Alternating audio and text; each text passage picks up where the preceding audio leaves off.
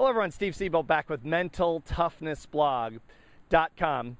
Charlotte, North Carolina at the Democratic National Convention. Actually, I'm here at NBC News here in Charlotte doing an interview on my new book, Sex, Politics, and Religion, How Delusional Thinking is Destroying America.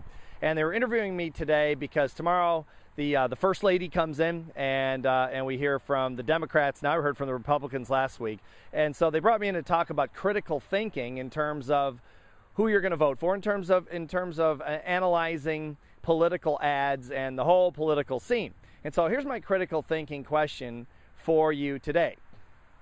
Are you voting this year for president based on emotion or based on logic?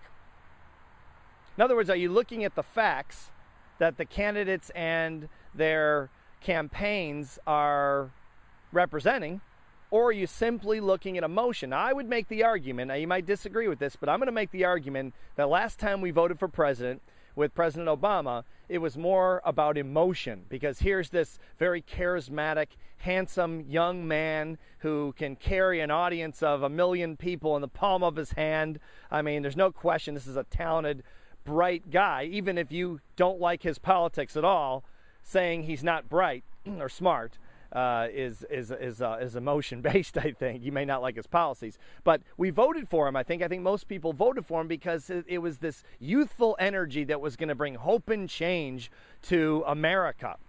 And so people put a man in the White House based on, I think, largely on emotion. Now, you might disagree with that, but that's just my opinion. And so this year, are you looking at emotion, or are you looking at the election through the eyes of logic and facts? So they just asked me on NBC here, they said, well, how do people make their choice in the election? I said, well, and I hope this wasn't too politically slanted, because I'm neither a Democrat or a Republican, as you probably know by now, but what I said was, well, it's a clear choice this time. It's not so clouded as it has been in previous years. You either vote for big government, entitlement mentality, or you vote for less government, a smaller government, and more of a free market economy. I don't think that's too politically slanted. I just said that 10 minutes ago on television here, but I think that's pretty much what we're looking at. Maybe you disagree, and I can't wait to hear your comments on this. Tell me how you're voting in terms of not which side necessarily, unless you want to, but how are you analyzing the candidates based on critical thinking as opposed to emotional thinking?